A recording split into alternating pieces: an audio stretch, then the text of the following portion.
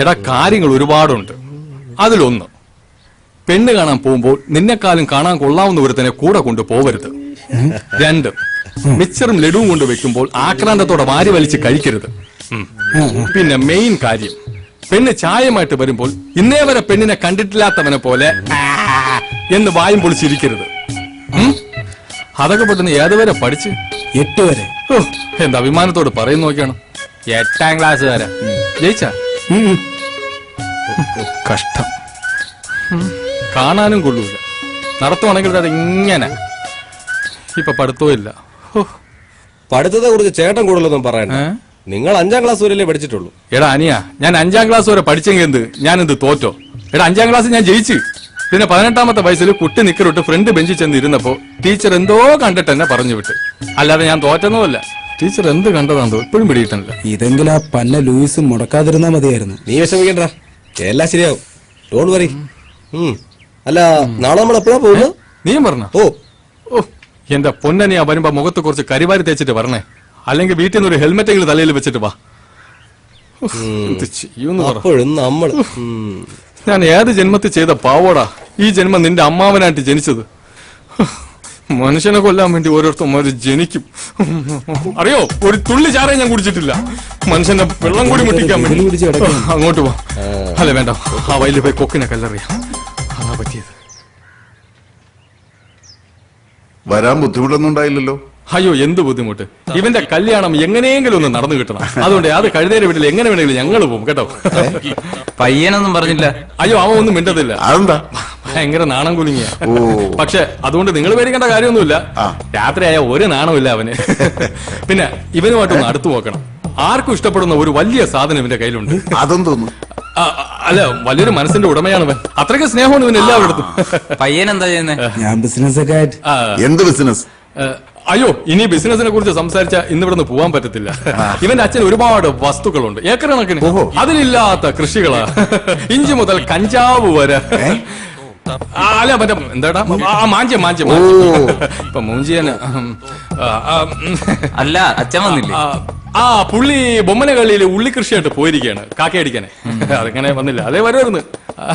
ആളിന് ഭയങ്കര തിരക്കാണ്. നമുക്കിനി സംസാരം കുറച്ചിട്ട് പെണ്ണിനെ വിളിക്കാം. പിന്നെന്താ, ആയിക്കോട്ടെ. മോളെ,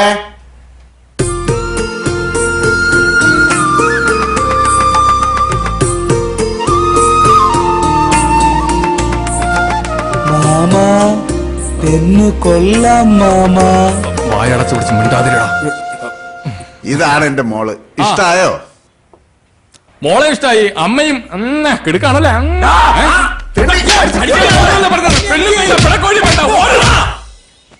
ഇവനെയൊക്കെ വിശ്വസിച്ചു പോയാ എന്നെ വേണം പറയാൻ. അടി വാങ്ങിച്ചു തന്നിട്ട് ഇരിക്കുന്നൊക്കെയാണ്. കിട്ടിയല്ലേ, ഞാൻ വാട്സാപ്പിൽ കണ്ട്. അതിലും വന്ന? വാട്സാപ്പിലാ? അതെങ്ങനെ അതിൽ വന്നത്? ഡിജിറ്റൽ ഇന്ത്യ അല്ലേ, എല്ലാത്തിലും വരും. എന്ത് ചെയ്യൂന്ന് പറ. പെണ്ണ് കാണാൻ പോയി അടി വാങ്ങുന്നത് ലോകത്തിൽ ആദ്യമായിട്ടായിരിക്കും. ഈ ബുദ്ധിയുള്ളവരൊക്കെ കൂടെ വന്നിട്ടും നിനക്ക് എങ്ങനെയാടാ അടി കിട്ടിയത്? നീ ഇത് എനിക്കിട്ട് വെച്ചതാണെന്ന് മനസ്സിലായി. ഇവനോട് ഞാൻ അന്നേ പറഞ്ഞതാ, പെണ്ണുങ്ങളെ കാണുമ്പോ ഇങ്ങനെ ആക്രാന്തത്തോടെ നോക്കല്ലേന്ന്. ഇതൊരുമാതിരി വർത്തമയും കണ്ട കണ്ടം പൂച്ചപ്പുറത്തെ വല്ലാത്തൊരു നോട്ടവും. മാമ, ഞാൻ നോക്കിയില്ല മാമ. നീ മിണ്ടരുത്. നീ എങ്ങനെ നോക്കിയാലും കണ്ടം പൂച്ചാന. കുടുംബത്തിനെ മാനം കെടുത്താൻ വേണ്ടി ഓരോരുത്തന്മാര് ജനിക്കും. മാമ, ഇനി എന്ത്? നീ ഒന്നും ചെയ്യണ്ട. ഒന്നുകിൽ നീ ആഗ്രഹം കളയണം, അല്ലെങ്കിൽ ഞാൻ ഇവിടുന്ന് നാട് വിടും. മനസ്സിലായ?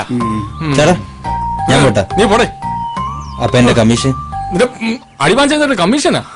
നിങ്ങളല്ലേ തോന്നിയ കാണിച്ചത്? ഞാൻ എന്ത് തോന്നിയ ദിവസം കാണിച്ചടാ? ഇപ്പൊ എന്നെ പറയണ? ഇപ്പൊ എനിക്ക് കമ്മീഷൻ കിട്ടണം. തന്നിലേക്ക് ഞാൻ അസോസിയേറ്റ് വിളിക്കും. നീ അസോസിയേറ്റ് വിളിക്കും.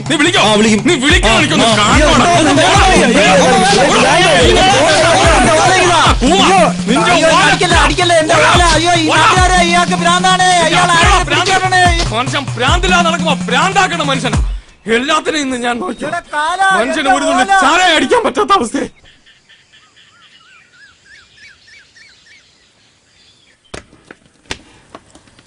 കോവാലോ, എന്തോ? എന്താ അവിടെ? തേങ്ങ ചോദിച്ച എന്നെ വേണം തല്ല. അളിയോ, ഒരു ബുദ്ധി കിട്ടി. തലേന്ന് പോണേന് മുമ്പ് ഇങ്ങോട്ട് അടുത്തത് എണ്ണ തിളച്ചു കിടക്കുക. ആരടുത്ത് പറയാ? പറ എന്താന്ന്. എന്റെ അളിയ, നമുക്ക് അവനെ കൊണ്ടൊന്ന് പ്രേമിപ്പിച്ചാലോ? ചാവുന്നതിന് മുമ്പ് ഇത്തിരി കള്ളു കുടിച്ച് ജീവിക്കാനുള്ള ആഗ്രഹം കൊണ്ട് പറഞ്ഞു പോയതാ. എടാ അതിന് വന്നല്ലോ. അതിനു മുമ്പ് ഇവന്റെ കല്യാണം നടക്കണ്ടേ നമ്മൾ ചാവണേന് മുമ്പ്. അല്ലാതെ ഈ കോലം വെച്ച് പ്രേമിച്ച് കെട്ടാനാണെങ്കിൽ ഇത് എപ്പോ നടക്കാനാ?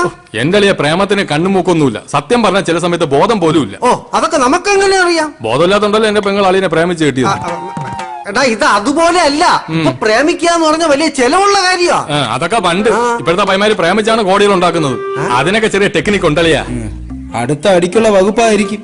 ഇവനും മനസ്സിലായില്ലല്ലോ. ഇത് അങ്ങനെയൊന്നും അല്ല. ഉദാഹരണത്തിന് നീ ആദ്യമായിട്ടൊരു പെണ്ണെ കാണേ, അവളെ നീ മൈൻഡേ ചെയ്യരുത്. പിന്നെ നീ അടുത്ത് ഒളിഞ്ഞു നിന്ന് അവളെ നോക്കണം, അടിമുടി. എന്നിട്ട് അവൾ അടുത്ത് ചെന്നിട്ട് പറയണം ബ്ലൗസ് മാറി കിടക്കുന്നു, ബ്രാ കാണാം. അപ്പോഴവള് ചുമക്കുറ്റി കയറുന്നുണ്ടായിരിക്കും. അത് സ്ത്രീകളുടെ മനഃശാസ്ത്രം നിങ്ങൾക്ക് അറിഞ്ഞൂടാത്തോണ്ടാണ്. എന്റെ അളിയെ നമ്മൾ അങ്ങനെ പറഞ്ഞാലേ അവരോട് ആത്മാർത്ഥതയുള്ളതായിട്ട് അവർക്ക് തോന്നുള്ളൂ. നമ്മൾ അതിൽ കയറി അങ്ങ് പിടിക്കണം. പ്രേമിച്ചില്ല, അതിനു മുമ്പേ അതിൽ കയറി പിടിക്കാനുള്ള പൂതി പോടെ. ഈ പ്രേമം മണ്ണാകട്ടൊന്നും ശരിയാവില്ല മാമ. മോനെ, നിന്റെ അമ്മാവന് വിവരമില്ലാതെ അങ്ങനെയൊക്കെ പറഞ്ഞെങ്കിലും അങ്ങനെ തള്ളിക്കളയാനുള്ളതല്ല പ്രേമം. അത് മനസ്സിന്റെ ഒരു വിങ്ങലാണ്. അവിടെ കറുപ്പും വെളുപ്പും ഒന്നുമില്ല. ദൈവികമായ ഒരു അനുഭവം മാതിരിയാണ്. അതാണ് യഥാർത്ഥ പ്രേമം. മരണത്തിന് പോലും അതിനെ തോപ്പിക്കാൻ പറ്റൂല.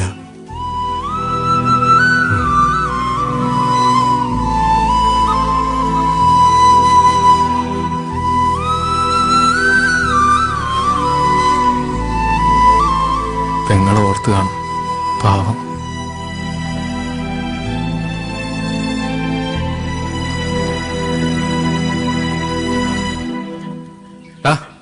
നിനക്ക് വേണ്ടി ഒരു പെണ്ണ് ജനിച്ചിട്ടുണ്ട്.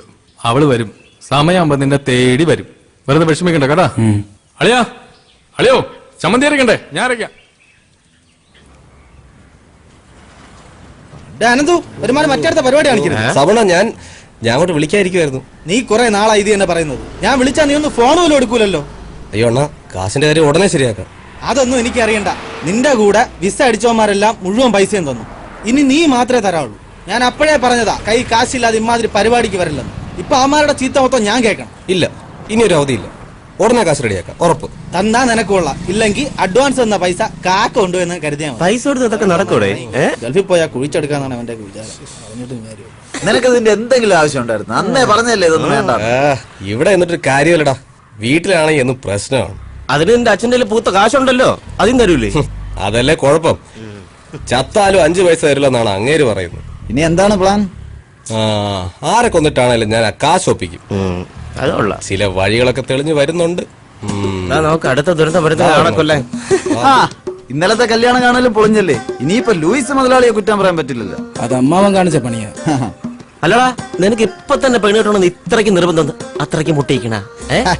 ഏയ് ആന്നുമല്ല, അവന് ജാതകദോഷമുള്ളതാ. ഇപ്പൊ നടന്നില്ലെങ്കിൽ ഇനി 40 വയസ്സ് കഴിഞ്ഞ് നടക്കാൻ.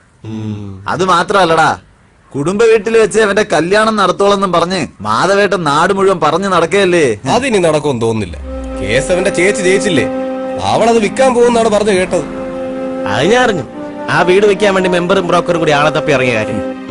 നന്ദിയില്ലാത്ത വർഗങ്ങൾ. നീ അങ്ങനെ പറയല്ലേ. നിന്റെ ചേച്ചിക്ക് സ്ത്രീധനമെന്നും പറഞ്ഞ് വീടും വസ്തു എഴുതി കൊടുത്തത് നിന്റെ അച്ഛൻ. എന്നിട്ട് എവിടെയോ കിടന്ന ഒരു ഓഞ്ഞാവളിയനെ ഭർത്താവെന്നും പറഞ്ഞ് കെട്ടിച്ചു കൊടുത്തതാര്? അത് നിന്റെ അച്ഛൻ. അപ്പൊ ആ ദേഷ്യമൊക്കെ നിങ്ങളുടെ അടുത്ത് കാണാതിരിക്കൂ.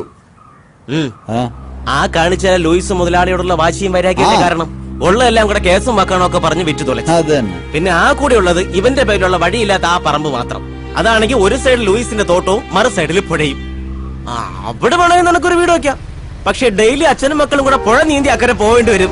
അതിന് വേറൊരു ഐഡിയ ഉണ്ട്. ഹെലികോപ്റ്റർ വാങ്ങിച്ച് അക്കരെ ഇട്ടാലേ അങ്ങോട്ടും ഇങ്ങോട്ടും പോയി വരാൻ സൗകര്യമായിരിക്കും. പഞ്ചായത്തിൽ നിന്ന് ലോൺ കൊടുക്കുന്നത് ഹെലികോപ്റ്ററിന് വേണ്ടി. നീ ഒന്ന് അപേക്ഷിച്ച് നോക്ക്, ചിലപ്പോ കിട്ടും. നിങ്ങൾ അവനെ ഇങ്ങനെ കളിയാക്കൊന്നും വേണ്ട. പ്രവി, വീടിന്റെ കേസ് എന്തായാലും കൈവിട്ടു പോയി. ഇനി കല്യാണം അതെങ്ങനെയും നടത്തിയേ പറ്റൂ. അതിന് പെണ്ണിനെ കിട്ടണ്ടേ? നിനക്ക് പ്രേമിക്കാൻ പറ്റൂ? നീ നടക്കണ കാര്യം വല്ലതും പറ. ഞാൻ സീരിയസ് ആണ്. ഇനി ഇങ്ങനെ വല്ലതൊക്കെ നടക്കൂ. ഇല്ലെങ്കിൽ ഇതിന്റെ അമ്മാവനും ലൂയിസും കൂടെ എല്ലാം കുളമായി കൈ തരും. എനിക്ക് എവിടെ നിന്ന് പെണ്ണ് കിട്ടാൻ? നിൽക്കണ് മുനി, ഇങ്ങനെ പ്രേമിച്ചല്ലേ കെട്ടിയത് അല്ലേ? പ്രവി, അനന്ത് പറഞ്ഞാലും കാര്യമുണ്ട്. നീ ഒന്ന് ശ്രമിച്ചു നോക്ക്, ഏതിനെങ്കിലും ഒരുത്തിയെ കിട്ടും. എവിടുന്ന്? പെൺപിള്ളേർ ഒരിക്കലും നമ്മളെ തേടി വരൂല. നമ്മൾ അവരെ തേടി അവരുള്ളിടത്ത് പോണം, മനസ്സിലായ? അതെവിടെ? ബോംബെയിലാണെങ്കിൽ എനിക്കറിയാവുന്നൊരു സ്ഥലമുണ്ട്. ഓയ് ഇവന് കെട്ടാനാണ്, അല്ലാതെ മറ്റതിനല്ല. ഡേ ഈ സന്യാസിയെ പിടിച്ച് വെള്ളത്തിൽ മുക്കടാ. യാ, എവിടെയാണോ കൂടുതൽ പെമ്പിള്ളേരുള്ളത് അവിടെ പോണം. മനസ്സിലായില്ലേ? അതായത് വുമൻസ് കോളേജ്, ആ ഉത്സവ പറമ്പുകള്, പിന്നെ കുളിക്കടവ്, റേഷൻ കട, കുടുംബശ്രീ യൂണിറ്റ്, അങ്ങനെ എവിടെയൊക്കെ. ഈ നരച്ച ഉറങ്ങാൻ കൊണ്ട് കൊല്ലേ കൈ ബാക്കി അങ്ങോട്ടും കൂടെ പോകാൻ പറയണം. ഒന്ന് പോവൂ. യാ, നീ നാളെ തന്നെ ഇവനെ കൊണ്ട് ഈ സ്ഥലത്തൊക്കെ ഒന്ന് പോവാം. എന്നിട്ട് ഒരെണ്ണത്തിന് റെഡിയാക്ക്. ചിലപ്പോ ഒത്താല. ചെയ്യാം. ഡേയ് ഒരെണ്ണത്തിനെ സെറ്റ് ചെയ്ത് കൊറേ ജീവിച്ച് പോട്ട്. ചെല്ല് ചെല്ല് ചെല്ല്. വാടാ പ്രവി, ഈ പറഞ്ഞല്ല നടക്കോട്ടെ. ഇനി ആ ഒരു വഴി വല്ലതും നടക്കുന്നുണ്ടോ? നമുക്ക് നാളെ അവരുടെ കൂടെ അങ്ങ് പോയാലോ? എന്തിന്? ഇനി അവന് സെറ്റ് ആയില്ലെങ്കിലും നമുക്ക് ഓരോന്നിനെ സെറ്റ് ചെയ്തെടുക്കാം. എന്നാ വീട്ടിൽ ഇപ്പൊ പാന്റ് ഷർട്ടും കഴി വീട്ടിൽ വരാം. എന്നാ വാ. വേഗം വാ. ഞാനും വരാം. ദേ നമ്മുടെ പുറകെ കണ്ടുപോരുത്. അഴി കത്തിച്ച് വീഡിയോ കളിക്കും ഞാൻ ദിവസം. ഞാൻ ഒരു കഞ്ചാവും കാണണം.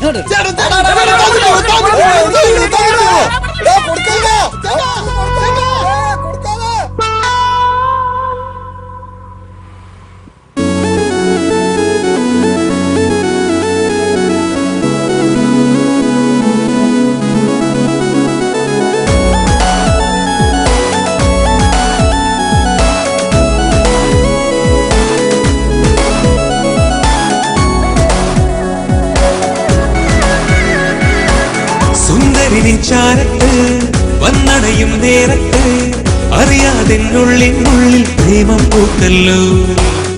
ആകാശം പോലെ വെല്ലേ പൂത്തു വിരിഞ്ഞു നില്ലേ, നിന്മാറിൽ ചേർന്നു മയങ്ങാൻ മോഹം പൂത്തല്ലോ. നീ അരികത്തണയും നേരത്ത് ഞാൻ കവിളിൽ മുത്തും സമയത്ത് മാനത്തണയും ചന്ദ്രനായി നിന്നാമിനുങ്ങിയില്ലേ. നീരിൻ മകളം താമര പോലെ പണ്ടിൻ ചുണ്ടിലെ പൂമ്പൊടി പോലെ മനസ്സിൽ തീരത്തായി നീ എന്നും പൂക്കൾ വിരിച്ചതല്ലേ. ഓഹോ